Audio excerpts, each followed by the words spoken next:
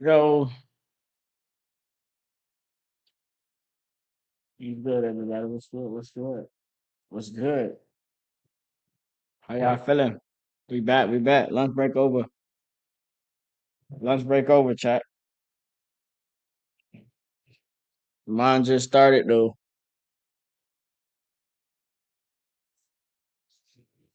All right.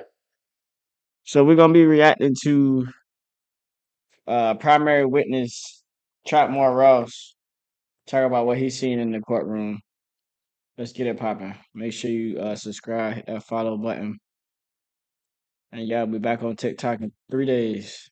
Back from the David hearing, the preliminary hearings, not the trial, even though it would be Oh, easy to we got call a it the pub David stop. We got a trial, pub stop. or, this is like the Chat, we eating pub subs right now. Pub subs. Italian with bacon. preamble to the David trial. The David trial will happen eventually, but these are the preliminary hearings. It's scheduled to be 3 days back to back of very intense testimony and evidence that's basically going to determine if this thing goes forward to trial, what the stakes are, what the plan is, where everything is going to go from here. And I'm going to tell you the whole story. I might break this video into parts, or I might just do one long video, depending on how long I go for.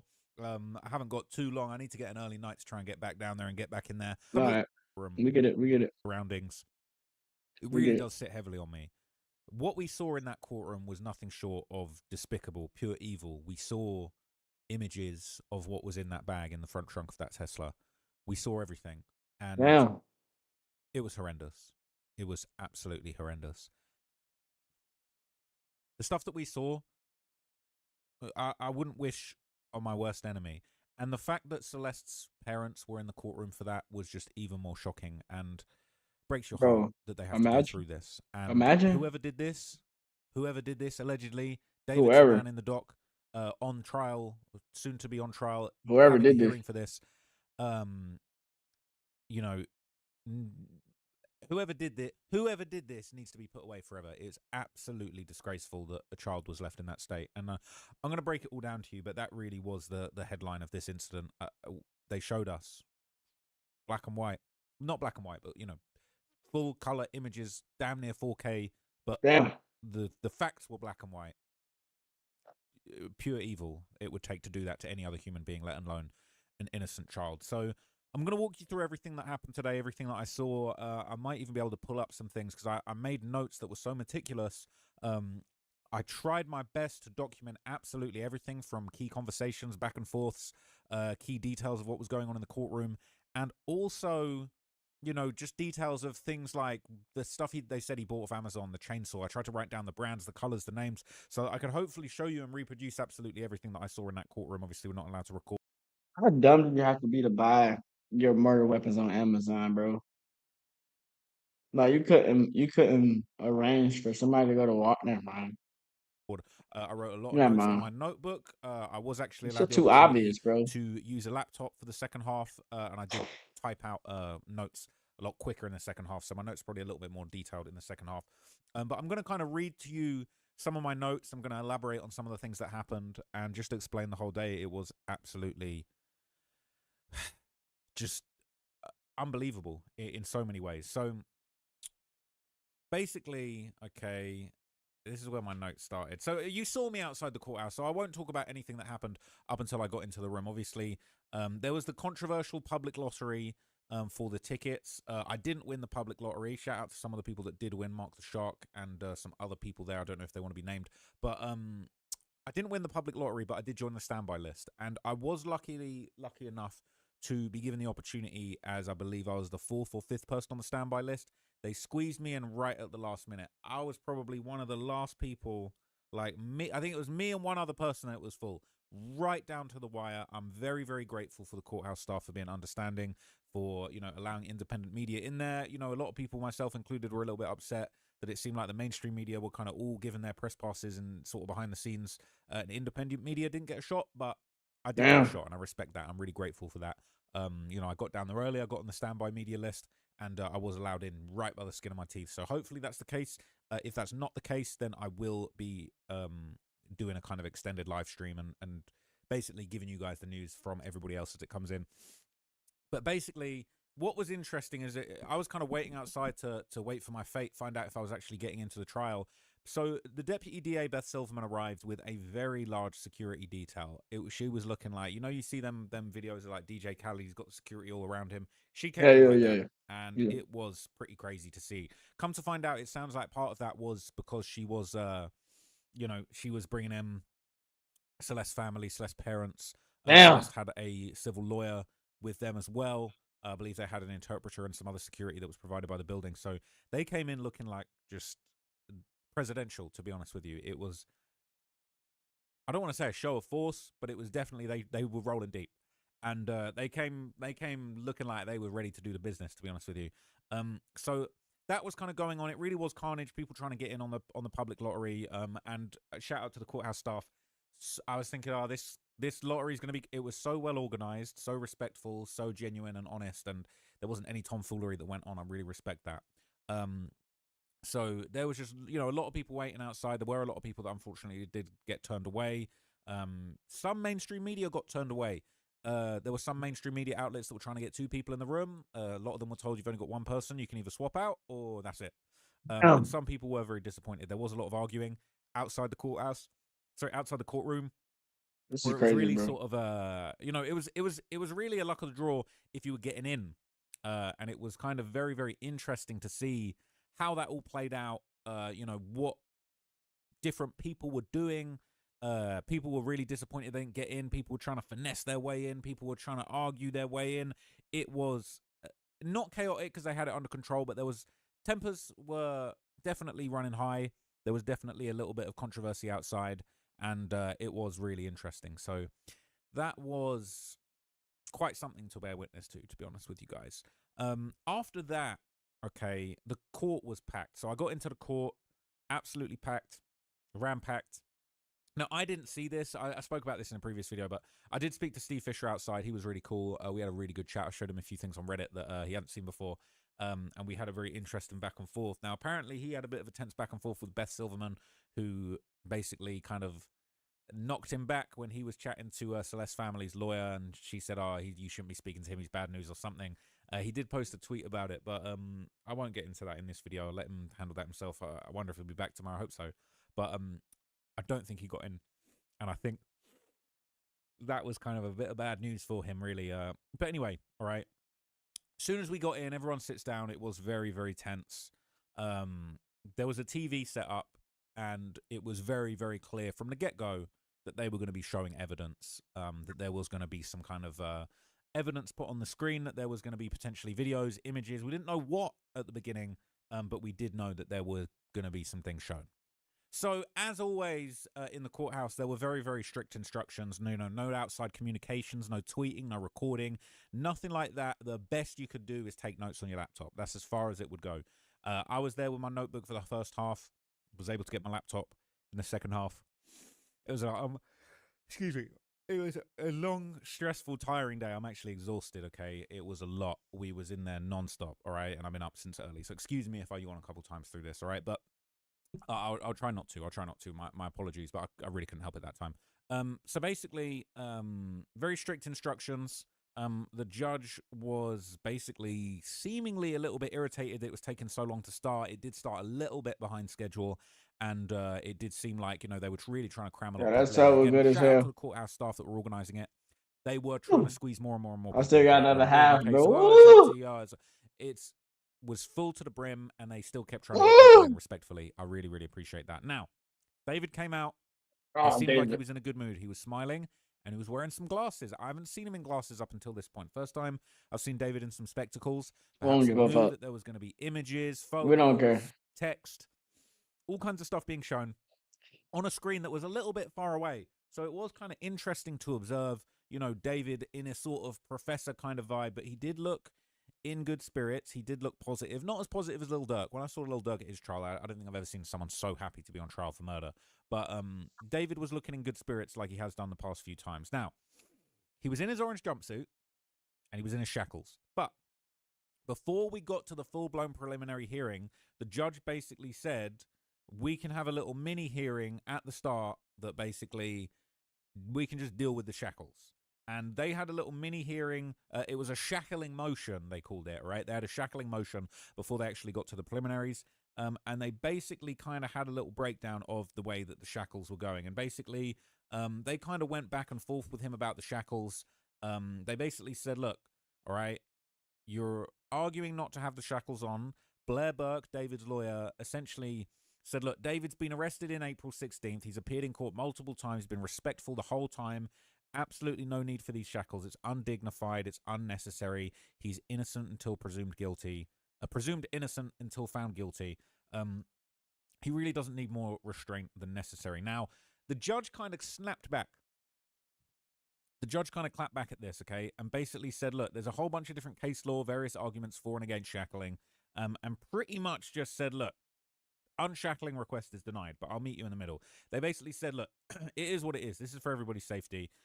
We're going to unshackle his hands when he gets to the desk. We're going to keep his waist and his feet shackled so that he can't move around the courtroom. But, Blair Burke said that there's no need for shackles. There's no need for it. The judge said, look, it's not an argument. We're not going back and forth about this. He's going to be shackled to the chair. This is so he can't move around the courtroom. It's not a case of he's behaved himself and we can trust him. He is on trial for heinous, savage, despicable crimes. And imagine being able to build an app with your name on it. Just by thinking about it. Yo, chat, bro. How we gonna post this, bro? All right, we back. 44 minutes, bro. He's going to be shackled to the table, and it's not a case of can we trust him to not walk around the courtroom or move around or do something he's not supposed to. It's not an option. He will be shackled, okay? And they said the best we can do is we can unshackle his hands, uncuff him while he's at the table so that he can gesticulate and, talk with his attorneys with a little bit more animation, I guess you could say. He didn't use any of that, but he did sit there with his hand kind of under his chin quite a lot. And I suppose that might have been more difficult if he was shackled to the table. So what little freedom he was granted was exercised, but they said the shackles are staying. Now, I do wonder, I believe when it gets to trial, and there were a lot of arguments to say, when it comes to a trial, it kind of, in front of the jury, it can kind of taint the jury's idea. It can make him look like a dangerous man and, capable of horrible things if he's shackled, but the jury was not there. This is a kind of preliminary hearing for the judge. Jury is not there, bro. Shackle them up, bro. And they said the shackles are going to stay. Shackle them up, bro. Blair kind of get knocked back a little bit, but she kind of said, look, you're going to let us have the handcuffs off at the table. That's good enough. We'll take it. Okay. Whatever, bro. So it was interesting. So after that, yeah, whatever, bro. Keep going. It was revealed that, there were going to be testimony from a few people. Now, I, at the start, only heard that there would be 2 witnesses brought, but actually a third witness was eventually brought. And it really surprised me who this third witness was. But I'll tell you about them in a little bit. To begin with, it was explained that there was going to be 2 law enforcement officers, basically. A detective from the LAPD that worked on the actual robbery homicide case, and a sheriff from the LA County Sheriff's Office that attended David's property and did a welfare check looking for Celeste when Celeste was missing. And that was the incident where David was allegedly informed that she was 13. It didn't play out quite like we thought, and we were told that there was going to be body cam. But before we got to all of that, the judge basically, by law, had to make some explanations to David. Basically explained to him that at the start of the hearing, okay, the hearings, they're going ahead, right? Whether you like it or not, whether you're here or not. They said that if you don't attend the hearings, if you decide to be absent, if you refuse to come in, the hearings will be going ahead. And if he misbehaves, if you watch the video that I did on my main channel some years ago about Darrell Brooks, that was the Waukesha car ramming attacker, and he made an absolute mockery of his trial, completely disrupted everything, and he was removed from the courtroom a lot. The judge basically said, if you're disruptive, if you don't come in, if you take a late bus, if you want to get an extra shower in the morning, and you're late, this will be going ahead without you. And it will be considered a voluntary absence. Once we get started, this can't stop. You are locked in, literally and figuratively. And if you don't come, that's on you. We're still going ahead with this preliminary hearing. So David agreed. He said, yes, Your Honor. He didn't really speak at all other than that. Let me get a little dehydrated too. No drinks allowed in the court. No water allowed in the courtroom. In there, no water, no food all day. It was a lot. But anyway, So that went down. Okay, Beth basically explained that these two investigating officers would be the witnesses. And Beth asked if there were any additional witnesses for the case in the crowd. Beth basically pointed out, ironically, that David's got kind of 3 people in his legal counsel. On that particular day, she was completely on her own. There was a little bit of controversy. I heard sort of some people in the crowd sort of saying, "Oh, Beth Silverman turned up with what looked like an army of security and junior lawyers." But when she actually got to the bench, it was just her against the world, basically, with Blair Burke and quite a large team. And she did have another lawyer with her. I didn't catch their name, but they did participate in the cross-examination for the defense. Meanwhile, Beth Silverman pretty much went solo up against every witness, which was really interesting. So they did point out that Celeste's parents were there. I'll be honest, where I was seated, I couldn't really get a good look at them. I didn't see them. I didn't approach them after the trial or anything like that, respectfully. Respectfully. They've been through a lot. And just the fact that they were even in the courtroom that day, honestly, just shows incredible strength, because the stuff that was shown in the courtroom that day was horrible. Just the thought of the parents having to see that stuff is actually just heartbreaking. And crazy, bro. Yeah. Once knowing that they were there and then seeing what was shown in the screen, man, it really, really, it bruises your heart, is what I would probably say. So it was revealed that Celeste's parents didn't plan to testify. There's no scheduled testimony from them. I don't believe that they're going to be called as witnesses. I don't believe that they're going to be participating, other than following the trial and having their own civil case, which was announced by their lawyer after the trial outside. So the judge made it clear that family on both sides would be allowed to attend. I suppose they would be guaranteed attendance, guaranteed seats if they so wished. That goes for David's family and Celeste's family. They did say even if the family were to be witnesses at later stages in the trial, that wouldn't be a problem. They would still be allowed to attend all of the proceedings. But it didn't seem like any of David's family was there, from what I could see, unless I didn't see them, because it was a packed courtroom. I was tucked away in like a little back corner. Probably couldn't see too much of anything else other than kind of the judge and... Oh my If you gosh. got hit, even if you were not Hell, driving, bro. you need to try this. This Because AI if you ass were in a car advertisement, accident bro. in the last year, Come You know on, that. dog.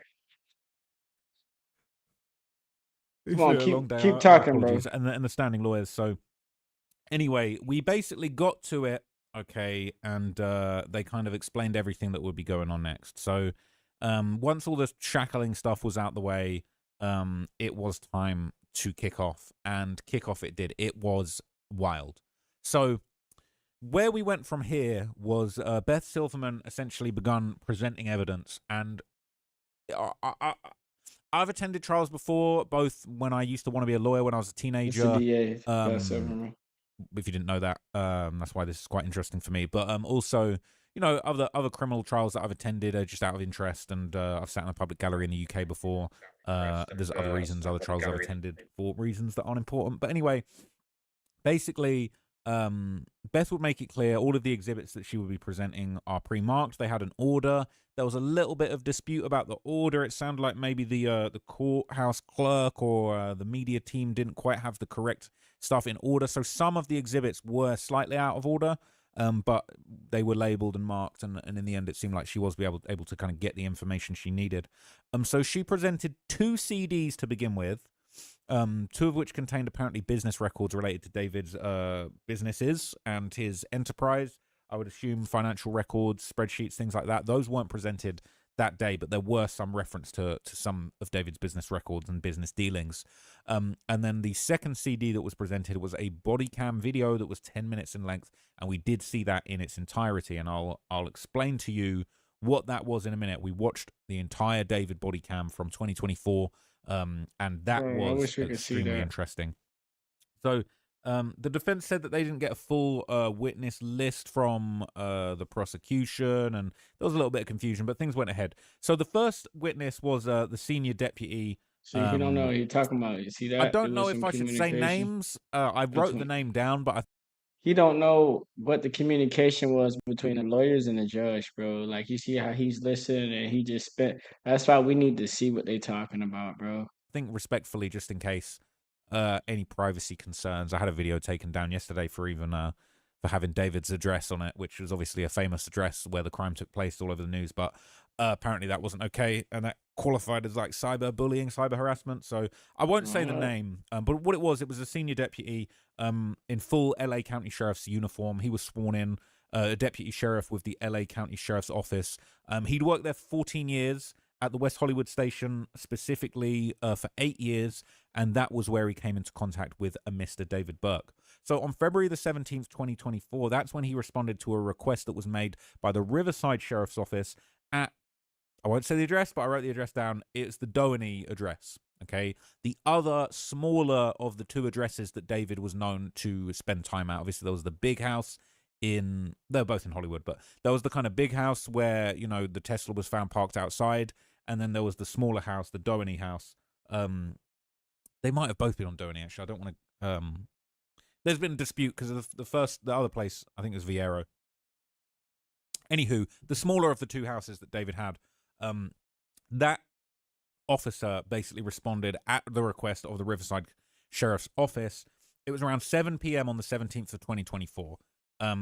Attended there with another deputy and basically explained exactly what they were doing there. So the purpose of this visit was to essentially check the house and see if a minor named Celeste was there, and to speak with the resident of that house as part of an investigation. What happened when they during got that there, visit, bro? they got information about Celeste, and they basically had information from the detective, which I won't name, but from the Riverside County Sheriff's Office. They basically let David know ahead of time. The Riverside County Sheriff's Office had actually called David, let him know that somebody was going to come to his house and check the property for this minor. Now, we didn't hear, and I think this would have been great evidence, but I guess I don't know if maybe there's a reason I don't want to play it. We didn't hear the police call. We didn't hear what happened when the Riverside Sheriff's Office called David and warned him about this, warned him about what was going on with Celeste. But they warned him, they told him, officers from LA County are going to come to your property and check for this little girl. Sure, okay. So basically, they refer to this property as the studio house. Apparently, David was well aware that these officers were going to be coming. This was the second smaller house that was being rented for David at that point, and it was described as like a studio house. And I'll explain to you what it looked like because we saw everything in the footage. So basically, Exhibit 3, they had, various pictures of the house from the exterior. They had aerial pictures of the house. Basically, they had a whole bunch of pictures to say, this is the house that David was in, that he was renting, that the officers came to. Cannot, without a shred of doubt, be any mistake that this is the house that's being referred to. So we basically, saw the whole footage. I'm not going to lie, it was crazy watching the body cam footage in that setting. So basically, the sheriff identified David, the same person from the body cam footage, and the call out as the man in the orange jumpsuit. And basically identified him, said, this is the body cam footage. That is the man in this courtroom today in orange jumpsuits in the body cam footage that we went to see at that house. So the cop went into the home, did a full search of the home, full sweep the home, and didn't find anyone other than David. No Celeste in sight. Who knows where she was? So the cop spoke to David about Celeste on the scene, asked if she was there, asked when the last time they spoke was, and basically, I'll recount to you what was said. So basically, they said, when was the last time you saw her? And he said, November 2023. So this would have been February the 17th, 2024. And they said, okay, when was the last time you spoke to her? Year. He said, February the 13th, 2024. They asked him how they met, and she said, social media like Facebook, Instagram, Discord, kind of a mixture of those two. And basically said they met online around 2021. Now, weirdly, it's like when the cop answered this, they said 2020 or 2021. But when we saw the body cam, it seemed like he said 2021. So the cop basically made it very clear they met through online chat rooms, and they met, allegedly, according to David, they'd only met one time in person. So the cop said that in his opinion, when he was on the scene, he felt like David didn't really know her. He believed David when he said he didn't really know her, and confirmed that David would be showing pictures of her on his phone, including like a yearbook photo or a yearbook style photo. And basically, apparently it had other kids around it with her name. And they showed the screenshot of him showing the image on his phone to the officers, quite literally. And they also said that David showed the missing persons flyer. Now, this was really interesting because essentially, what's really odd about that is that we saw the body cam footage of the police pulling up and talking to him, and it didn't go down the way I expected. I'm not trying to give David bail or give David a positive spin on this, but it sounded when we heard secondhand the media reports that this would be brought up in the trial as, you know, they came to the house and they warned David and said, you know, you're messing with a 13-year-old girl. But it didn't play out like that. The way that it played out was, I'll play by play explain to you exactly what happened piece by piece. But at this point, they were describing what's happening in the upcoming body cam before they'd actually shown it. But essentially what happened then was, you know, they kind of went into the property and they were being pretty nice to David, a little bit suspicious. He was being very cooperative. I would say a little bit too cooperative. He was talking a little bit too fast. But the cops said outright they believed that he didn't really know this girl, that he didn't really know much about her, didn't really know what was going on with her. He even showed them the missing persons poster. So David was wearing like a brown bonnet, and you've seen this guy in a bonnet so many times. I can't lie, the bonnet's not helping the situation. But basically, it was that yearbook picture of Celeste that was shown. It was another picture of her in like a Batman hoodie, and the missing persons poster that we've kind of seen a lot of times. So we see if I can find you the exact one. Check this out. I'm going to show you how I afforded this car. Ew, ad, bro. Ew, ad. Okay, you ready? All right, $118 You need to hurry up with the for story, car bro. insurance. He That's how much talked I was for paying. 10 minutes. Okay, I picked up the car a few And months ago, tell- and watch this. Ready? 1 minute worth of information, bro. So this was the exact missing persons poster that they showed in court. I actually wrote down. Hashtag David. So he showed them this. It didn't have this bit at the bottom where it says age 13, height and weight. So I think this was an updated version of the poster that was shared in June. But this top half of the poster, so everything above where it says her name, and I just wrote in my notes, it was her on a blue background and the red background and then a plain background in the hoodie. I basically explained that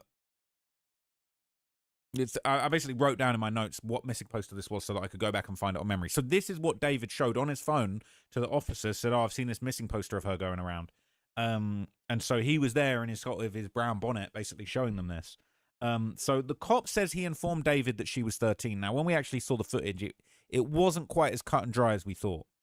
So both of the cops searched David's house with his consent. They were like, can we have a look around? He's like, yeah. He's like, yeah, completely. He was completely cooperative through and through, to be honest with you. So the cops said that when they searched the house, they were looking for any proof that a female had been there. They said they were looking for makeup, hygiene products. They said that they didn't find any of that stuff, but they did say David had a bunch of Hello Kitty stuff, which they thought was maybe a little bit sus. Now, I'm not going to lie to you. I got a few Hello Kitty pieces of my own knocking around, all right? I mean, you know what I'm saying? It's just, I think it's cute. All right, I don't want to compare myself to David now. Having a little bit of Hello Kitty merch in your house that a girl's left behind, or you've brought a little, you know what I'm saying, a little Hello Kitty plushie because it's cute. Like I bought a Hello Kitty plushie from the Hello Kitty Chucky little horror zombie plushie from Universal last time I went there. I just thought it was cute, fun little throw pillow. Got that on my couch, okay? Now, that's not proof of a crime, but the officers did say that that was the only thing because they didn't find any makeup, they didn't find any hygiene products, no feminine products in the house. All there was a bit of Hello Kitty merch, and that's not probable. That's not probable cause to believe anything, right? Might be a little bit cringe, all right, and I'll admit that, but it is not proof of anything. So David explained to them it was an artist home. Lots of people come and go from this building. People come here to record. And the cop actually reached out and spoke with the Riverside sheriffs during the search. So the sheriff's office from Riverside that actually got them to go around there and have this conversation, they were in touch and they did speak in separate kind of conversations to the officer that was there. And, you know, David kind of, I'm not going to lie, David was like bigging himself up a bit. He was explaining, yeah, I'm an indie pop artist, I'm a singer. Like the cops had never heard of him before. There was like a lady deputy that was there that was sort of talking to, sort of sweet talking David while the other cop was sort of doing the search. And David's kind of like, yeah, I'm an indie pop singer. Yeah, you can look me up. Yeah, I just came back from Australia on tour. He kind of like, he fluffing himself up a bit. I'm not going to lie to you, okay? So they both were wearing body-worn video cameras, and we did see the body cam footage in full. They took photos of David's ID and the photos of Celeste from his phone. So Beth basically presented the full DVD of the body-worn video. So all of this was basically an explanation of what we were about to see. And then Beth basically said, let's load up the DVD. It's 10.5 minutes, and here's the transcript. Let's watch the whole thing. So they loaded it up, and we watched the whole body cam footage in the courtroom. So I'll explain to you play by play how that body cam played out. And I wonder one day that'll probably get freedom of information requested and put out to the public. Probably not for many years, but this is what I saw. It was nighttime, so the cops pulled up to that property with torches. They're shining torches. It looked pretty spooky, to be honest with you. It's dark in LA at February at 7 p.m. So they answered the call. David said, "Oh, I've been on the phone with the cops," and they said straight up, they said, "Is Celeste here?" And it was like the way that they started. It sounded like they was going to play hardball with him. It's like, "Oh yeah, how you doing? Yeah, is Celeste here?" And then he's like, "Nah." He said, "Oh, they just last spoke when I was in Australia." He was like, "I was out the country. I just got back from Australia. I was on tour." I thought he sounded super nervous to begin with, and then he gets a little bit more confidence as the interaction goes on. I'd say David spoke very fast in the body cam footage. They're asking him questions like, "When did you last speak?" He's like, "Oh, last week, or I just got back from Australia." So I believe he did tell them that he had spoken to her last on the 13th of February. Again, he had that information ready to go, quick time answer. 13th of February, like he was quick time with the answer. So he explained to them that they met at the end of 2021 on Discord, said outright it was like a video game chat room, and that they'd continue to communicate on Discord, Instagram, Facebook, but mainly on Discord. That's where they met specifically, on Discord through a video game chat room. They basically asked him if he has any tattoos. And I didn't actually hear the response to that. David even offers the cop like a drink from his fridge, and they're not interested.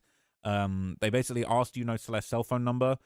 He gives it over. He gives several numbers for her. And then basically says, "Look, the only time I ever met her was on November the 12th, 2023 at the beach." And he said an address where the beach was, where he met them. Again, he had all this information ready to go straight off the top. So he gave like a more recent phone number for her. He's like, "Oh, this is the last number I communicated with her on." And he was being very cooperative. Now, knowing what we know now, it's easy to be more suspicious. But at the time, the cops possibly just thought, "Look, this guy's super cooperative. He's given all the info. He's probably worried about her. Probably thinks he's in some weird shit, even having an interaction with this girl." And he says, "Oh, I've got a picture of her. I can show you a picture. If you're looking for her, she's missing. I'll show you a picture of her." He was quick on his feet with it. So notably, throughout the property, there's recording plaques like, million records sold, platinum record, gold record plaques all over the wall. Not necessarily all his. To be honest, it looked like a lot of other artists. I couldn't say I recognized an artist, but I did see plaques of artwork that clearly was not artwork that I've ever seen from his catalog, especially not that early in his career in February of 2024. So from there, he explained, "We met a couple of years ago. We spoke on and off. They asked if she knows if she frequents the area, and he was sort of like, 'Oh, I don't know.'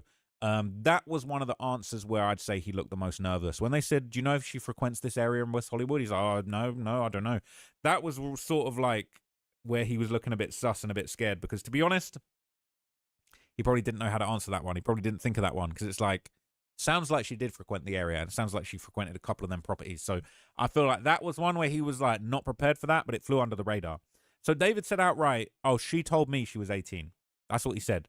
And then he said to the cops, he said this, he volunteered this information. "People have been telling me she's 13, but she said she's 18. And so he basically said, "Yeah, they're saying that the yearbook picture that I've got on my phone was taken a year before, like, I met her." And so I'm thinking, he didn't say this, but it's like he was sort of inferring. It's like, "Oh, she told me she was 18, and this yearbook picture of hers going around, and I heard it was taken a year before, and like maybe that was 17. He doesn't say 17, but that's sort of what he's inferring. So he basically says he's tried to contact her. The phone is dead. At one point, he even said, "Oh, this is like a movie," which is fucking crazy, because it's like a movie watching him go through it in trial, to be honest with you. I mean, I'm sure it will be. But basically, he says the last time they spoke was February the 12th. Ready to unlock Roblox digital gift cards? Affirmative. That is weird, bro. No, I'm not. No, I'm not ready to. So excuse me if I got that wrong. So I think I said the 13th earlier. But he said he got back from Australia on February the 13th. But he said they last spoke on February the 12th. I actually think perhaps it was the cop that misspoke in the preamble. Because I'm reading that from my notes, but I think maybe the cop said that. But regardless, I've written it down here definitively. David said in the body cam footage, they last spoke on February the 12th. She basically says they were in a group chat together, tells the lady cop his artist name, David, D4VD. He's sort of boasting a little bit. He's like, "Yeah, I've been touring around the world, just got back from Australia," all of this kind of stuff. And the cops basically say, "Well, look, she's been officially missing since February the 14th. She says they need to look and see if there's any sign that she's been in the property." David admitted there was alcohol in his fridge, said he had beers in the fridge, and the cops were like, "Look, we don't care about that. That's not what we're here about. Like, don't worry about it. That's not a big deal." And David's kind of like distracting him a little bit, giving him a little bit of career background, saying he makes all indie pop music. This is like his home studio. It's like an artist house. A bunch of people record there. So that was really interesting, right? So the property had a home studio. It had like a little, if you've ever been to somebody that records music's house, or you ever recorded your own music, you know, like a little desk, mixer, computer, microphone, just your standard home studio setup. It didn't look like a super professional studio with like a sound booth or anything like that. It looked like a decent house that one of the rooms had a studio in it, and people were just living there, trapping music out of it, basically. Okay, bro. So they looked around. It was a normal looking bedroom. And if I'm honest with you, when I saw the bedroom, I did think it looked a little bit like the bedroom that we saw David giving the Valentine's gifts to on February the 14th. So I might just pull that up real quick and compare and see if this looks like what I saw in the body cam. Okay, I'm not going to lie to you, folks. I'm actually very irritated because I could not find this video for, like, I don't even want to know how long. That must have been at least half an hour just looking for this one video, all right? The poster that put it up was deleted. I only found it when I found it in my own video. This new David update is disturbing. Oopsie. From 8 months ago, all right? So just in case you need this important evidence, all right, basically, this is it, all right? This is where it is. Right, and this was the original Reddit post. But this kind of tells a different story. I'm not going to lie. All right? Let me look at this. Gosh. Oh, my gosh. They think you actually did this? I can't say for sure. Gosh. Oh, my gosh. They think you actually did. This does look like the room from the body cam footage. I'm not going to lie to you. This does actually look like the bedroom from the body cam footage. Gosh. Oh, my gosh. They think did this? So that was allegedly on Valentine's Day 2024, okay? Very disturbing. Days before the body cam footage was recorded and David was interviewed at that house. All right, I've just looked it up. It's the same house. So the same house where we saw, and I've had to move, I've shifted this up so I hopefully don't get in trouble for showing you this location. You can't see the address currently. Okay, but that's the same. This is the same bedroom, all right, and this is the same place the body cam footage was recorded. Thanks, same pictures bro. on the wall as well. All right, same spot, same weather. So he's there giving Valentine's gifts on the 14th. I don't even know if the prosecutors have this, all right, but it's like it's all adding up. So the body cam footage that we've seen is the exact same spot where this Valentine's handover took place. Okay, it's a fact. It is what it is. Anyway, let me get back to what I was doing because that was a mad distraction. Okay, so obviously I got a little bit sidetracked there looking into that Valentine's Day post, but I knew that I'd seen that room somewhere and I was correct. But anyway, David from there basically goes on to say her missing poster is everywhere in Riverside, and basically says they only met one time. He doesn't usually meet online friends, but met her once at the beach. And he says to the cops, you know, I hope you find her. They're like, we're just trying to find her. He's like, I hope you find her. Kind of a little bit creepy the way I says it, if I'm completely honest with you. They didn't go to the basement? So that was followed by a cross-examination from the defense. So they played the footage after the deputy DA, Beth Silverman, had kind of had her chance to speak to the officer. And then Blair Burke kind of stepped in. Basically said there was, and this is where it was interesting, because it was kind of like, okay, this looked pretty damning. But then the way that they attacked him and attacked the footage, it made you realize what a... I don't want to say powerful. I don't know for sure if they're going to do a good job or pull this off. But what it did make me think was that David's defense team are very good at finding holes to pick apart little things that just make you kind of just doubt yourself and just doubt what you just heard. They said, okay, there's no point in this interview where you told David outright she was 13, was there? And the cop admitted, I didn't inform David she was 13. And they said, yeah, David said he thought she was 18. And the cop said, yeah, I guess she's 13. And That's David really said, important. I heard people saying she was 13. I thought That's she was, really she told me she important. was 18. And the cop's like, yeah, I guess. It wasn't as firm as we thought it was going to be. It wasn't the, we came here and warned you, you better stop messing with this minor. It wasn't that. That's what we were led to believe before this came to trial, was that it was going to be, they warned him, they came to his crib, they warned him, they told him, you better not be messing with no minors. That's not what we saw, honestly. That's just not what happened. It's still sus. I still think that he looked nervous, but it wasn't the firm warning like you were warned that we thought. He said, oh, I thought she told me she was 18. They didn't really make it super duper clear to him. And I'm definitely not saying that there's any plausible deniability that he could have continued with what he was doing, but it wasn't as cut and dry. The cop said, look, David was cooperative. All right, he was cooperative. He was volunteering information. He was helping, and the cop actually stopped him when he was trying to give more information. He was trying to say more stuff about her, and the cop was kind of like, we don't need all that info. And the cop would defend himself to Blair Burke, basically saying, yeah, well, we weren't actually there to investigate David. We had just responded to a request to search this property for Celeste. They weren't doing a full investigation into David. They were just looking for this girl, and they'd heard a tip that she was at that property. That was what little we got. And that was really interesting, because it made you think, well, if everybody's saying, oh, why didn't the cops do anything? It's kind of like they weren't full-blown looking at David at that time. It's all well and good to say, oh, well, they reached out to him in February. They should have known. Well, actually, when you look at the footage, it was a little bit more haphazard than you would have thought, and they didn't really step in and stop what was going on. They didn't seem to have too much suspicion of David at the time. They said David was cooperative. They pointed out he provided Celeste's full name, her phone number. He admitted that he spoke to the Riverside officer on the phone. He admitted that he'd met her. He admitted that they was talking, and that he thought she was 18. And they basically said that David wanted to tell this Hollywood cop what the Riverside cop had said to him on the phone call. And he said, well, I'm not here for that. He said he wasn't interested, didn't want to know, didn't want to hear it. He said he wasn't investigating that. And basically admitted that David said the verbatim, Ian, we saw it in the footage, she told me she was 18. They basically said, look, you asked David, does she look 13? And David basically kind of, didn't really give an answer. He sort of was like, as far as I'm aware, it wasn't clear from the video. But basically, David's lawyer kind of inferred that, the reason you asked David, does she look 13, is because you were unsure. If you were so sure, and I'm not agreeing with this, by the way, this is just the defense they're pulling, but it's like, if you were so sure that she looked 13 underage, why are you asking this guy if she looks 13 to you?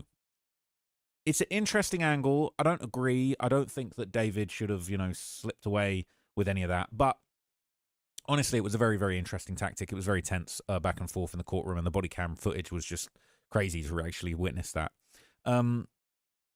So from there, basically, there was a little bit of back and forth. There was a little bit of objection. The judge wouldn't let Beth ask the cop if he thought David was being truthful. That was overruled. The cop basically said that in his opinion, David seemed like he was being truthful, and he was honest about other things. Like he said, oh, there's beer in the fridge, there's alcohol here. And the cop said he was saying all these things that reeked of honesty. It was just surprising. So Beth Silverman would ask if David, so it kind of went back to her to ask questions. She would ask if David admitted that he had had a sexual relationship with Celeste.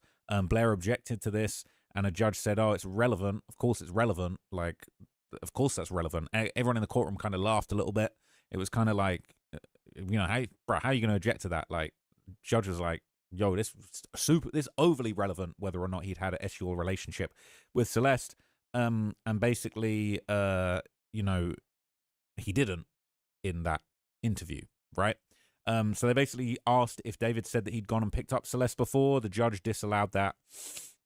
And then Beth kind of rested her case. So she was kind of, she tried to ask him, oh, did David tell you that he had gone and picked up Celeste from her property? So this was, just so you understand, this was in response to basically, imagine Blair Burke's got the guy up there and he's saying, well, David was truthful. He was honest. He said there was beer in the fridge. He said the girl's name. He showed a picture of her. He was being honest. And then when Beth Silverman's turn was up, she was basically like, you really think David was being truthful? And then the judge is like, I kind of interject. And he's like, in your opinion, do you think he was being truthful? And he's like, well, he was being truthful about beer in the fridge. And then was kind of like, was he being truthful about him going to pick her up from Lake Elsinore in his Tesla? Was he being honest about the sexual? So that's where Blair Burke's little argument of David was so truthful talking about beer in the fridge completely fell apart. So that was followed by the testimony from the other detective. I've been talking for 40 minutes, god damn it, about this. So bro, I'm going to wrap it up here. I'm going to take a little break. I'm going to make another video about the second part of the testimony where the actual LAPD robbery homicide detective appeared, and we did see the pictures yapping from the whole fucking and there is a time, courthouse bro. artist that was sketching some images, and they've drawn they've drawn some pretty dark reanimations of some of those pictures that were shown in the courthouse. I don't even know if I can show you those on YouTube, but I know he posted part 2 already, bro.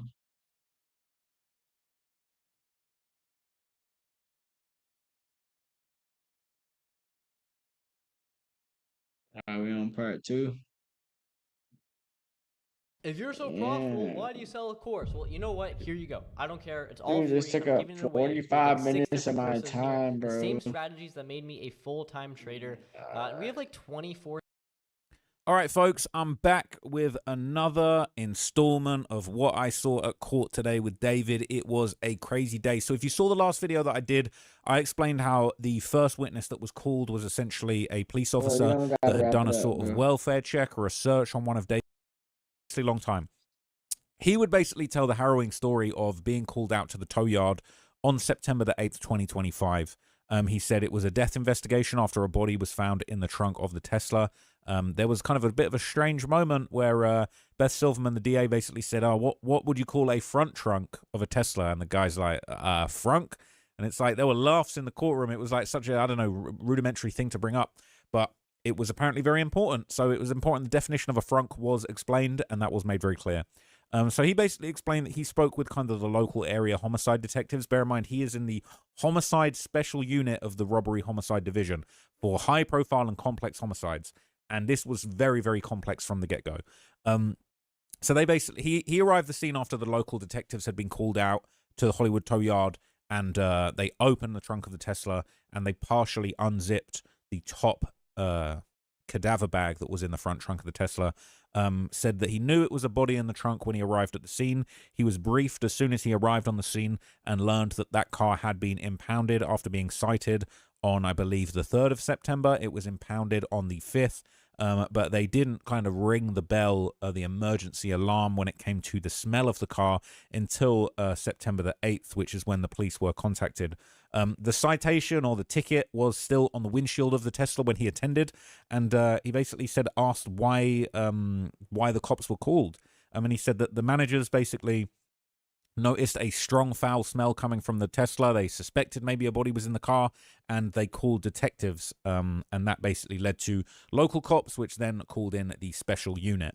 So he basically explained that when he arrived at the scene, he saw the black Tesla with Texas license plates on it, partially unzipped body bag peeking out of the front trunk of the Tesla Model X, which was open, and basically took a look into it, and he saw a horrendous sight. I want to be very respectful, but I also want to give you all of the information, and we did see the images of this, and it was awful. He explained that the cadaver bag that was on top in the front, it was a dismembered head and torso, so a body with the extremities missing, no arms, no legs, a very decomposed head and torso. He said that he could smell the decomposition. Whole place absolutely stunk.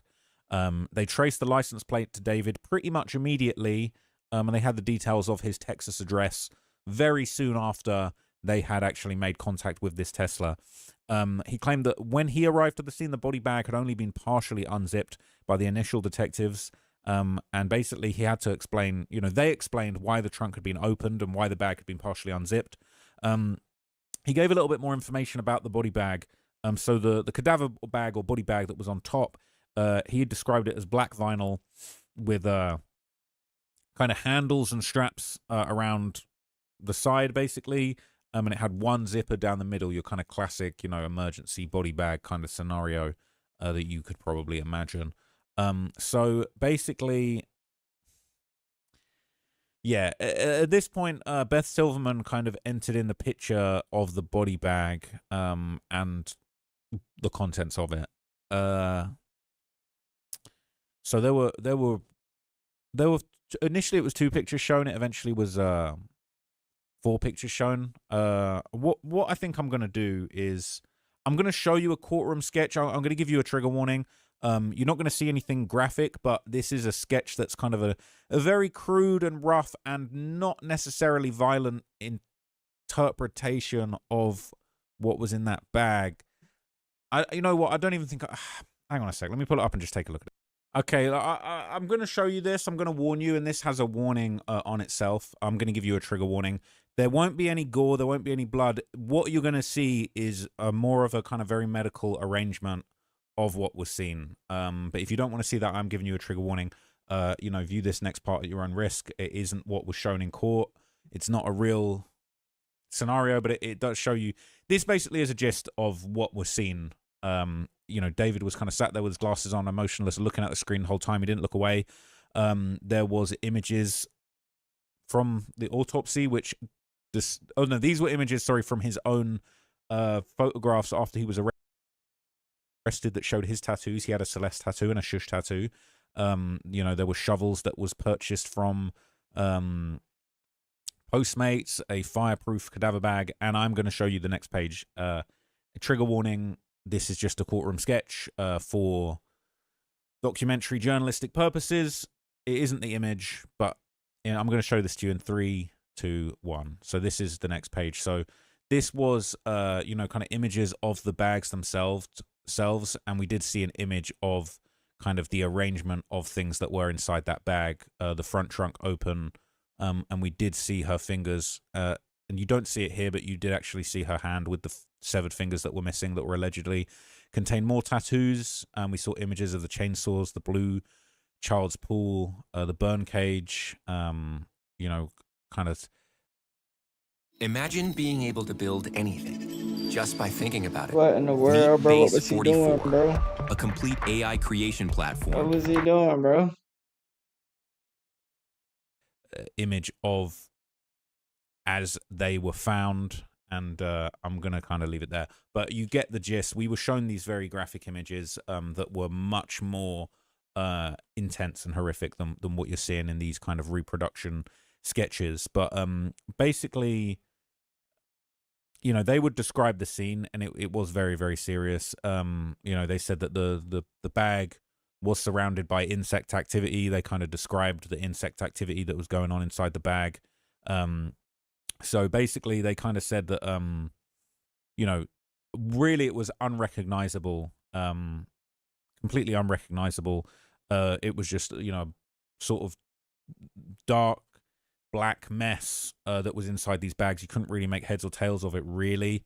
And there was kind of like a black garbage bag, which was underneath the cadaver bag. And they said just the whole trunk was just surrounded by insects, maggots, flies, larvae, lava, just all of this, which was depicted, and it was just horrible to see. It was, these bags were explained as being wet, not dry. There was liquefaction to a pretty serious degree. They said the drawstring handle on the black trash bag wasn't actually fully drawn, so it hadn't been kind of fully closed, or at least it had loosened up.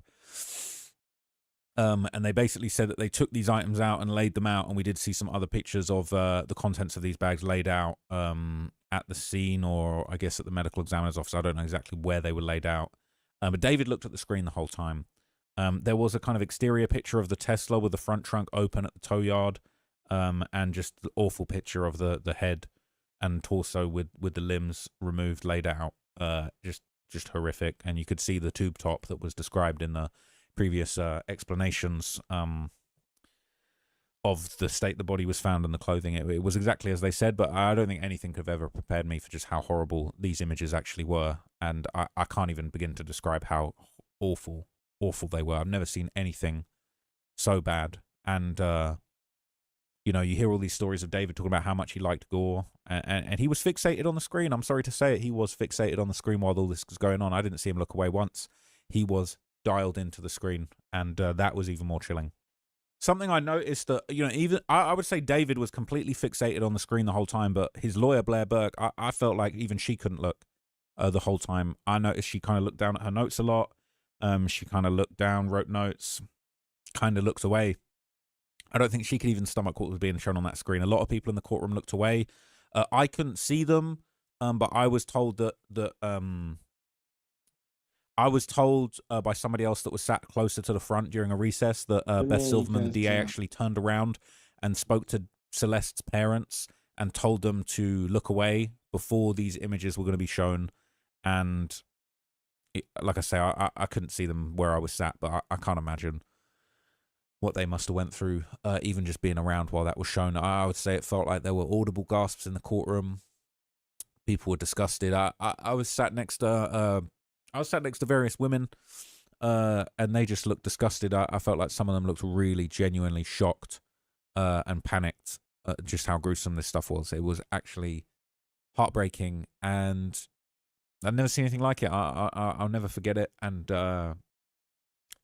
it happened today, but it feels like that's really going to be that's going to be something that keeps me up at night, and really, really just I think it just goes to show, it's really just important that we get justice, because it really drove home just how horrific this crime was. This wasn't no gang murder, shootout situation like I'm used to covering. This was pure evil, and I'm not trying to make light of the situation, but this is like worse than anything you'd ever seen in a horror film or Damn. a gory video game or anything. This was real deal life. It was worse than you could possibly imagine, worse than your worst possible nightmares, if I'm completely honest with you. It's That's crazy, awful. bro. Just awful to witness that. And I really, really can't believe what I was seeing. I didn't feel like I could. But this dude is Ashley, I had bro. to look away That's at crazy. points, but at the same time, I felt like I had to see that and see the reality of this. I've been covering this case long enough, and that's something that I need to take on board. Is it's all well and good talking about this stuff, doing videos about it, but when you're actually confronted with the reality of what this situation really was, it is heartbreaking, unforgettable, just completely the worst possible thing you've ever seen in your life, to be honest with you. Absolutely the worst thing I've ever seen in my life. It was so bad. Drop more Ross changed forever, bro. Yeah, I just can't even begin to describe how bad this was. Crazy. So after that, we kind of saw more photos that were taken by the LAPD in the medical examiner's office. Basically, the detective that had kind of attended the scene and attended this part of the hearing, was asked if he noticed anything about the cut sections of the limbs that had been removed, and he confirmed that there was blue fiber that was found in those limbs, which we would later hear was obviously from an alleged kiddie pool that was apparently ordered by David and used to as a base to kind of dismember So there it the is, body right and try and there. keep Well, did he admit try to and ordering it? keep the blood inside, I guess, while he allegedly dismembered the body. So they actually showed a picture of the blue pieces of plastic embedded in those limb cuts, and we saw absolutely everything. We saw that. We saw the blue in the edges. And I don't mean to disrespect anyone by saying this. I'm just going to be completely honest. It looked like something from the butcher shop. It looked like a cut of meat. Like a large cut of meat you would see in a butcher shop. Just as far as, it just was completely. You're used to seeing human beings in their normal living, breathing form, and you're just not used to seeing people just destroyed to that degree, to the point that it looks like something that has been. You get what I'm saying. I don't need to say too much, but the bits of blue plastic in there were notable. Bro, they're matching up I the don't even crime make right that comparison there. anymore, because I don't think Did it's he admit to necessarily ordering the blue the tarp? right comparison to make. But that's just my honest thought. It just looked. You sort of just thought like. Bro, he's changed forever, bro. He'll never be the same. I don't want to disrespect. I'm not trying to disrespect anyone, but it looked almost like something from a recipe book, like raw meat that was being prepared or was kind of plastic with plastic wrapping that hadn't been fully taken off of something like that was being unwrapped. Absolutely disgusting state to leave a human being in as a real human being. Threw up, bro. Celeste, absolutely awful stuff. But that's the thing. You were looking at it, you're just thinking, I don't have any. I have so few reference points for what I'm looking at. There were so few things you can even think. I don't even know. Is this really what I think it is? It was horrible. So we saw images of the. We saw images of the tattoos on Celeste's hand, and it was the shush tattoo on her right hand. And they did point out that the ring and the left pinky finger were missing. And they showed us pictures of both the remaining hands and the tattoos on them. And they did show us the hands with the missing fingers and the very jagged, cuts where they'd been cut. And we saw the shush hand on the right index finger. Sorry, the shush tattoo. And it was a very clear tattoo. Honestly, it looked like a fresh tattoo. It was very dark black. It looked fresh. It looked like a new dark black tattoo. It didn't look like a tattoo that had been there a couple of years and been faded in the sun. Looked very deep and dark and imprinted. The detective said there was no face or facial features to speak of whatsoever, completely unidentifiable. It was a really, really horrible moment, and then suddenly kind of we stopped for a morning recess. It almost got a little bit too much. So we took a break from that, and then basically we came back after that to continue the testimony, and it continued from there, and there were some very dark details that were brought up, and again, the defense kind of picked some very interesting the things that the things the defense picked holes into were sort of quite surprising. They were things that maybe you wouldn't have thought that they would have focused on, but it was like they were just working with what they had, really. They were just trying to find and pick holes into the things that they kind of felt like they had the best shot of downplaying, really. And that was shocking as well. So they basically explained how after that incident, we're in the tow yard, the car was towed to LAPD headquarters, and they basically transported the decedent to the medical examiner's office. The detective claimed that there was actually evidence inside the car. They found a receipt inside the Tesla for Ross Dress for Less, and they followed up with the Ross Dress for Less location with the address that was listed on the receipt. And the receipt was dated July 29th, 2025, and they went and got surveillance video from that Ross Dress for Less. The receipt itself had a date and time, and they were able to get surveillance video, and this depicted David. He had taken the Tesla out for a drive to the Ross Dress for Less, and they got the surveillance footage of him, and they had a footage of him interacting with the Tesla, and they observed the car being driven through Culver City to a Ross Dress for Less and back to his property, where the car was eventually left. And basically, there's sort of been debate about exactly where the property was located, but this was no mistake. The property where the car was essentially found outside the sort of big mansion property. So from there, they took a lot of screenshots of the Tesla infotainment system. They actually cross-referenced that with David's iCloud, and they were able to confirm that his iPhone was connected to the car when he had driven it, and they tracked it. And quite chillingly, they said that the iPhone that he had used to connect to the car was a nickname. You can nickname your iPhone, you can change its name. It was called Tranquilizer, interestingly enough. So that phone connected to his iCloud account. It had multiple email addresses. Who named his phone Tranquilizer? What does that mean, to bro? it. They were able to kind of get access to all of that. But interestingly, they said they hadn't been able to initially find the actual physical copy of David's iPhone 16 Pro that had been connected to this car. Now, Beth Silverman had submitted photos of the phone and basically claimed that his iCloud account was used. They read out his iCloud account, his Gmail account, and other Gmail accounts in the courtroom, but I won't read those to you now, just in case. But it said his phone was last connected to that Tesla on the 29th of July, 2025. That was the last time the car was driven, and it was left there. And I'll tell you more in a minute. But they basically had an extraction report that confirmed that his phone was connected to that Tesla. They use a software called Cellbrite. And they basically sent a warrant to Apple, which gives them the full record of the raw data of everything from that phone, which they can put into the Cellbrite software that makes that data readable, and they can have a kind of full report on everything that his phone has done.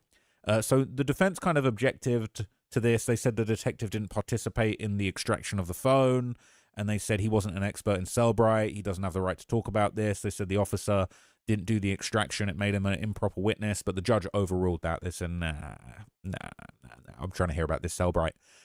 So Beth Silverman asked how many times he's used Cellbrite technology. He said hundreds of times. Can't even keep count of the times that he's actually used the Cellbrite technology.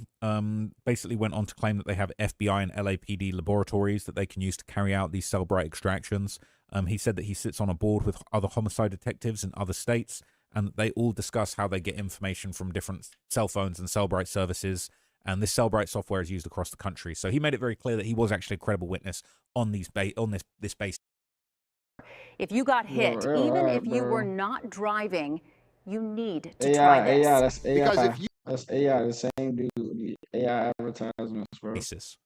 Tell them to stop, bro. So not really much to argue with there. So the Cellbrite extraction was basically given in response to a warrant that was sent directly to Apple. And he basically explained how it all worked. He said once you've done that extraction, you can filter through contacts, connected devices, dates, times, artifacts. You can look at the photos, the videos. They can see that it connected to the Tesla Model X. They connected to the Tesla Model X software, to the hardware in the tow yard. And they basically said that this Cellbrite extraction gives you hundreds and thousands of pages of information. It's way beyond what your phone stores on it. It is like what the phone company and what Apple. This is the thing, people talking about, oh yeah, delete your iCloud. You know, Lil Durk talking about, delete my iCloud if the feds say they on me, though. No, the feds are, and Apple is going to supply the feds with thousands of pages of information that's not even on your phone anymore. It's information they kept when it happened.